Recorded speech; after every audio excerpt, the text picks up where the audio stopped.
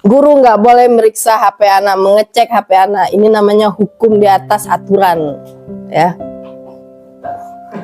Kita punya aturan di sekolah, jadi aturan di sekolah itu dibantah oleh hukum. Kita guru sudah tidak punya harga diri lagi di mata anak-anak. Kita sudah tidak punya marwah lagi di hadapan anak-anak. Ini pengalaman kami ya sebagai guru. Saat kami memeriksa HP anak itu hampir, kalau kita tidak mencegah, walau apa yang terjadi pada anak itu kan, kita sampaikan sama orang tua, bapak ibu anaknya hampir seperti ini, kita lihat kan sama orang tua, karena HP anak itu pakai kunci dan orang tua rata-rata tidak mau peduli dengan HP-nya anak gitu. Kita sampaikan kepada orang tua, bapak ibu ini isi HP, silahkan bertindak. Kami tidak pernah menghukum anak yang HP-nya itu terjaring sesuatu yang berisikan porno, ya. Kita hanya sekedar memberitahu, karena itu memang di luar wilayah kita, isi HP itu memang di luar wilayah kita. Tapi memberitahu orang tua itu wajib, karena hari ini banyak orang tua yang tidak peduli dengan anaknya gitu. Banyak orang tua yang tidak perhatian sama anaknya, isi HP anaknya mereka nggak tahu gitu, ya.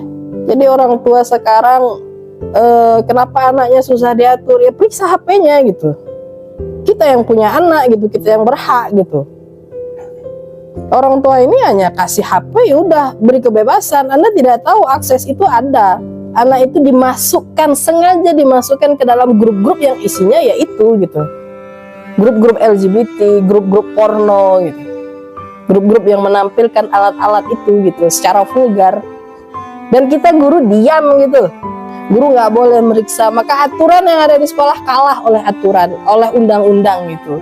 Jadi kita guru udah nggak punya marwah lagi, kita nggak punya harga diri lagi. Sekolah bukan lagi tempat mendidik moral anak, tapi sekolah cuma untuk mencetak ijazah. Ya, mungkin ini yang diinginkan oleh orang-orang yang berpikiran liberal, ya. Perhatian tidak ada lagi pada anak-anak. Mau gimana lagi? Mau kita bawa kemana bangsa kita ini gitu, ya. Anak itu nggak tahu membedakan mana yang salah, mana yang benar. Kita tuh orang tua yang harusnya yang meluruskan mereka gitu. Ini salah nak gitu. Ini nggak benar gitu. Rusak anak kita oleh pornografi, banyak bertebaran. Dia tidak buka tapi dia ditawarkan.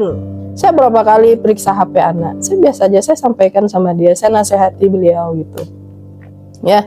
Walaupun saya tahu itu melanggar gitu kan, tapi saya ingin menyelamatkan anak saya. Pada saat itu anak saya, Bu, saya dimasukkan Bu dalam grup ini ya. Kalau kamu dimasukkan, kamu keluar dari grup itu. Siapa yang tahu kalau tidak kita periksa?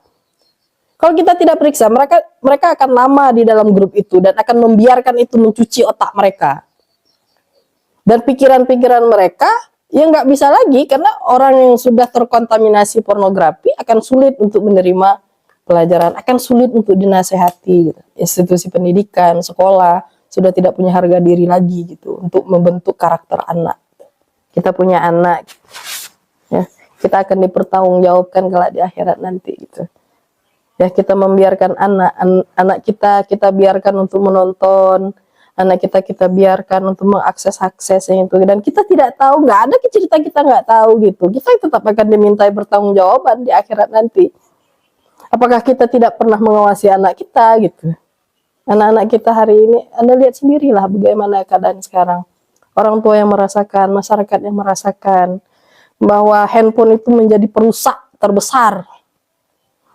Ya, handphone itu menjadi sebuah permasalahan hari ini. Jadi kita mau dibawa kemana negara kita gitu. Kalau handphone saja kita tidak punya akses untuk melihatnya, seorang orang tua melihat. Bisa jadi nanti orang tua bakal dipenjarakan karena dia membongkar HP anak. Dengan undang-undang ini siapapun, kata siapapun, berarti kan orang tua juga tidak boleh membuka handphone anaknya gitu. Di mana peran orang tua lagi seperti itu? Kita punya aturan sekolah dan aturan kita itu dikalahkan oleh undang-undang. Ya, wajar kalau anak-anak kita hari ini banyak yang ya seperti itulah. Miris saya lihatnya.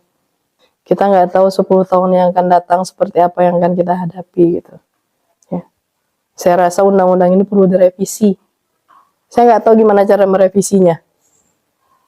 Orang-orang yang duduk di atas sana yang bisa merevisi.